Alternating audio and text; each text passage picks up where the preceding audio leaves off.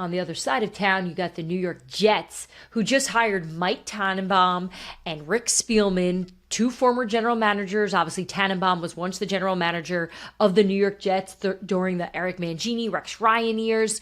They brought him on, they brought both these guys on to essentially admit we need help. We need help identifying what this organization needs in terms of philosophy, in terms of culture, who the quarterback should be, who the head coach should be, who the GM should be. Help us. Give us your thoughts as people who have done it. And in relation to Tannenbaum, I look at it as it's probably more, oh wow, the last time we felt really good about everything was when you were the GM. So empty your knowledge. Tell us some of the things that you did right and what we should be looking for in a candidate, which I put on you. If you're Mike Tannenbaum now and you're searching around and you're trying to give the Jets a presentation, you're going, okay, this is what the New York Jets organization needs. Bam. What are you telling the Jets? Huh. I mean, I feel like you need a 2-episode show for this. We just said it last episode too. First of all, you have to have a GM and a head coach super hire. Like, it can't be some old person who's washed up, has been around the block. And I say that because, like, I've heard some stuff. Like, I'm like, what are we doing? Like, some of these names being thrown out. I think personally, you have the pieces on defense, enough of the pieces, right, that you can be really successful.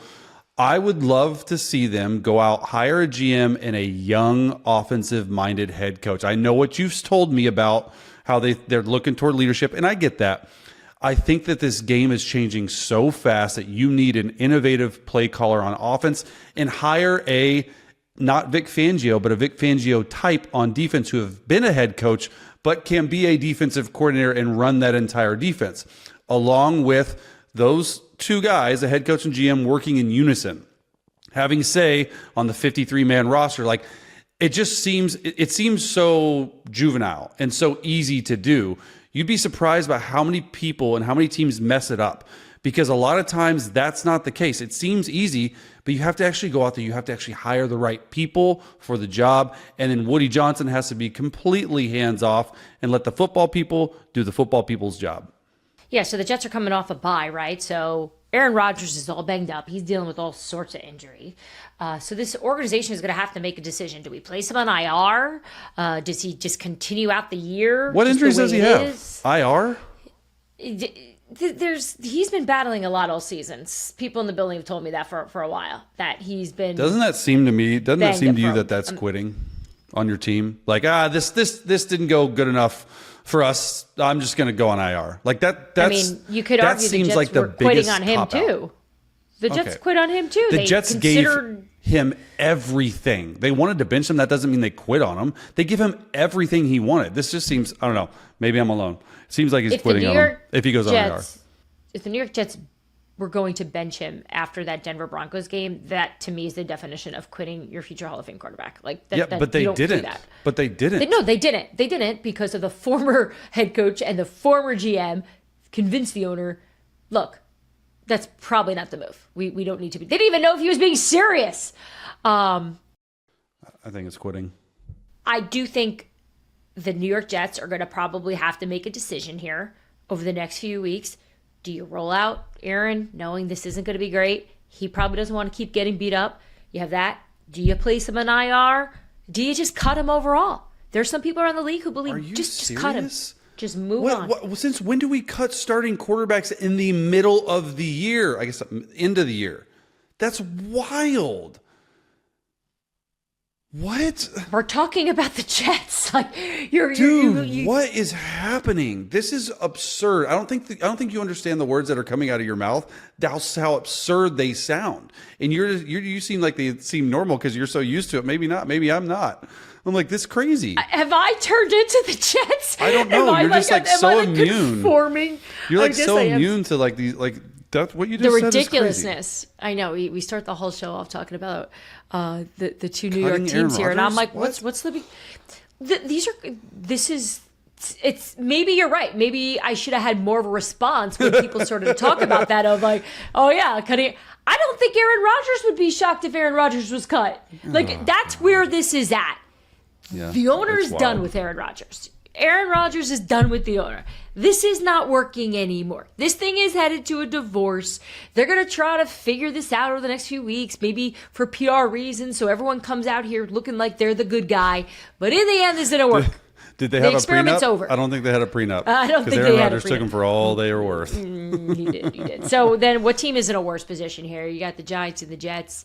Slim pickings here, but I mean, let's just say you're a Ben Johnson. You're a Mike Vrabel. Like, you want another opportunity.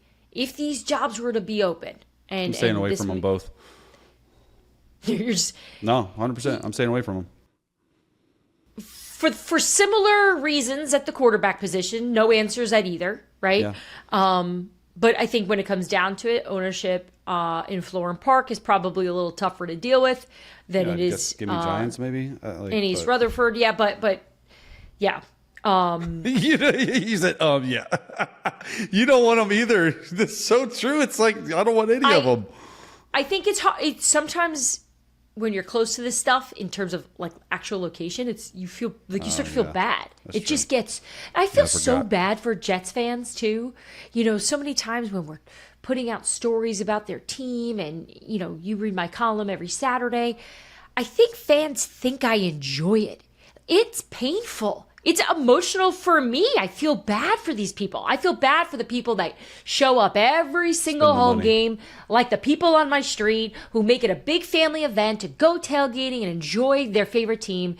And this is what they're dealing with. Mike Tannenbaum advising the Jets on what's next. Like, that's what this is. It's like you can't write a script better than that. I know. Kaylin Collar, our former colleague here, she's over at ESPN now. She does a great job. She had a tweet that I wanted to read, and just because it made me laugh, right? So Mike Tannenbaum runs the 33rd team, which is a great website. Yeah. Obviously, 33rd team, as in they're like. Yeah, I worked with them for 2 years. Oh yeah, you were on that show, right? Yeah. So it's like the idea of the 33rd team is what? It's like the other. It's the other. It's like they try to build it all players and all former executives, and that's the medium, the 33rd team. Yeah, that's the idea. Like they're the other team in the league, right? So Kaylin tweets, so an NFL team, that being the Jets, hired a fake NFL team, that being the 33rd team, to help with its next GM search. And that fake NFL team had already published on their website recently a list of suggested candidates for that real NFL team. Oh my God, no, they didn't. The NFL scriptwriters could not write something better than that. Yep, and see? She's right. That's hilarious. It's just, actually. That's really funny. It's just, so we'll see how this goes the next few weeks. I still think there's going to be a lot more fireworks from both teams. So buckle up, New York. Thanks for tuning into Scoop City. If you want to hear more, make sure you like and subscribe. We drop our new episodes every Tuesday and Friday.